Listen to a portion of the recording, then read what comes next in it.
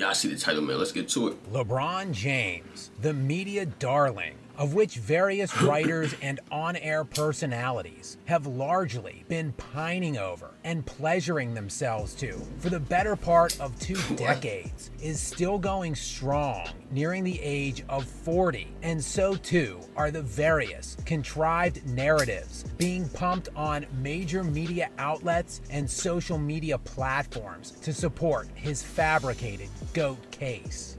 That one right there made me the greatest player of all time. One of the most famous, well-known, and regurgitated of all of these narratives is the LeBron carried teams to 8 consecutive finals fairy tale, an argument used to somehow diffuse the fact he has actually only won 4 championships in 20 years and counting. As if going to 8 straight finals is some... That's not that bad, bro. 4 and 20. Kobe won 5 and 20. But y'all hold Kobe to a much higher standard. You know what I'm saying? So when we're talking like just being consistent and being unbiased, like, come on, bro. He was just talking about Kobe Bryant. Kobe Bryant won 1 more championship than LeBron James. So is 4 really that bad? No, I don't think it is. You know what I'm saying? He's biased. He's obviously biased. Anyone who says he isn't, you obviously feel the same way as he does. Hard to going 6 for 6 in the finals in an 8-year span. As pathetic and nonsensical as that entire chain of reasoning is, it gets even more laughable when you delve into the specific final runs, as LeBron James resided in one of the worst conferences in NBA history. But just how bad was the Eastern Conference LeBron feasted on for the vast majority of his career? It's garbage! LeBron James entered... See, we're going to be consistent, y'all. We got to. We got to. Because when the young guys disrespect the older players, say they was trash, they played in the 90s, they was trash, they was plumbers, y'all feel a certain way, right? So let's be consistent. Why are we doing the same thing? You play who's in front of you. You don't decide who's in front of you. You play who's in front of you, man. So that's what I'm talking about, bro. It's obviously hate. You know what I'm saying? Because y'all get mad at the same narrative that young guys create for the old generation. The NBA at the age of 19 in the 2003-2004 season and was lucky enough to be drafted into a conference on the decline. In all, James played 15 seasons in the Eastern Conference and made 9 of his 10 career finals appearances over those 15 years, and yes, that included famously 8 straight. From his first year in 2003 and running those 15 years to 2018, the Western Conference won the season series against the East 14 times out of 15, with the lone exception coming in the 2008-2009 season, a season where predictably LeBron did not make it to the NBA Finals. Overall, in LeBron's 15 years in the Eastern Conference, the West had a total record of 3,695 and 2,845 head-to-head against the JV Conference. Good for a winning percentage of just 43% for the East over LeBron's 15-year tenure in that conference. And it is no wonder the West was dominant. And that's not even like, to me, that's not even like that bad, bro. 43%, it's not that bad. I was expecting it to be more like, I'm saying 35.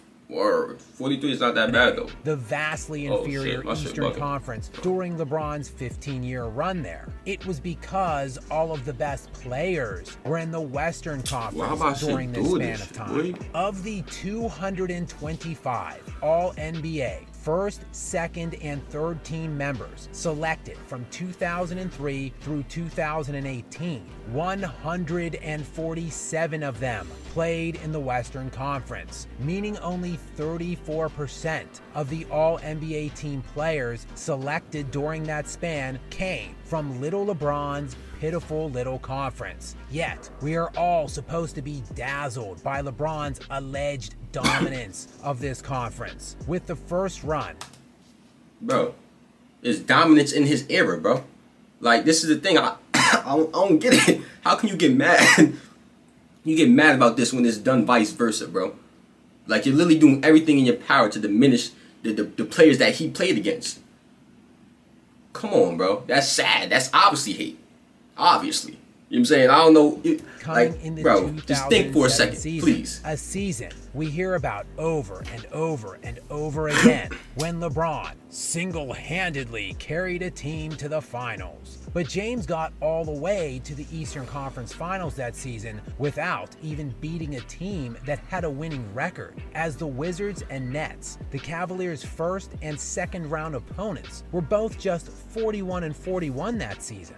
Once in the East Finals, the 50-win Cleveland Cavaliers got an evenly matched 53-win Detroit Pistons team that no longer had Ben Wallace, their defensive anchor, nor did they have a single player that averaged over 20 points per game in that season. LeBron then took the next three.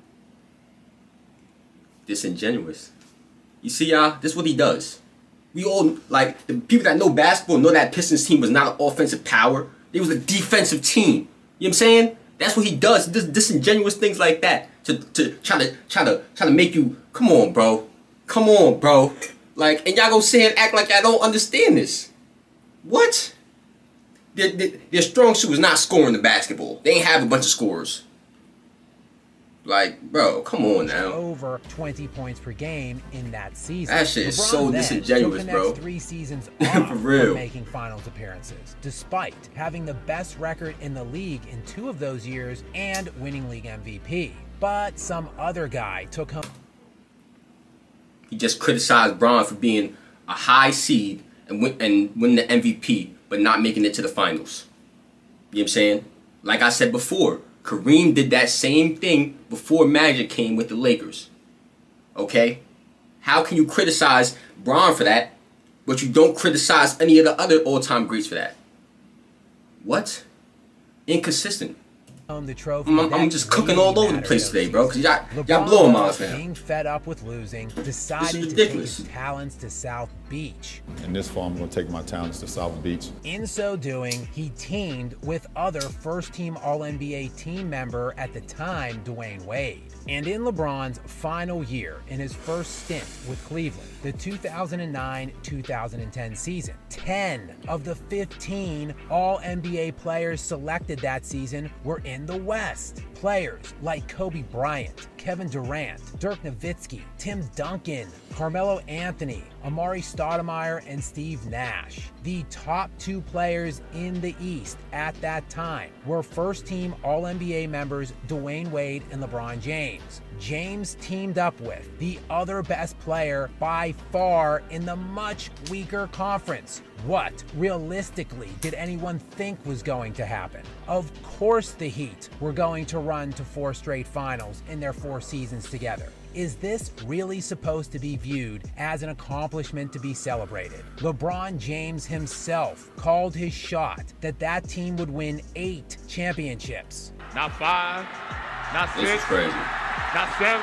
Yet they only won 2. How can this be viewed in any other light but a categorical failure? Over the 4 years finals runs for those Miami Heat teams, LeBron faced 4 total 50-win teams in the Eastern Conference playoffs, and that is counting the 42-24 Pacers in 2012. Since it was a strike-shortened season, but the win percentage of 64% would have netted them 50 wins in a full 82-game year. So, the best 2 players in the conference, with a perennial all-star in Chris Bosh and a plethora of other elite role players, faced only 4 50-win teams out of 12 opponents to make it to those 4 finals, with the second best team in the conference during that time being the Paul George and Lance Stevenson-led Indiana Pacers. Alas, when LeBron had to play an actual viable opponent from the Western Conference, he got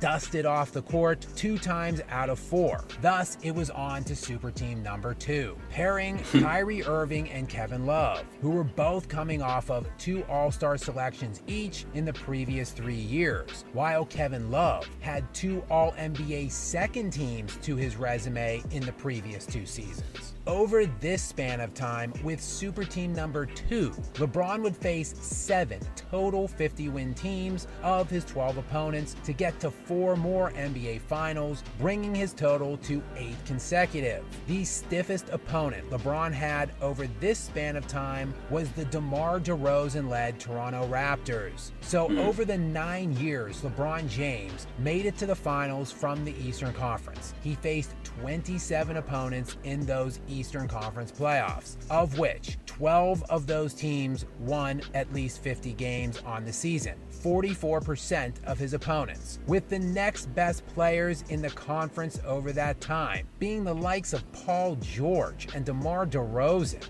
Well, we comparing that to, like, compared to a different player, when the other all-time greats, how many 51 teams they played in their final appearances, I guess you could say. Of his opponents, like, with the next best players in the conference over that time being the likes of Paul George and DeMar DeRozan. For context, Kobe Bryant made 7 NBA Finals from the years of 1999 to 2010 from the Western Conference. Of the 21 opponents he faced in his Western Conference playoffs during that span, 17 of those teams won at least 50 games, 81% of his opposition, with the next best players in the conference over that time being the likes of Tim Duncan, Dirk Nowitzki, and Kevin Durant. I ask you, who had the more impressive feat here? 4 years, detractors of this LeBron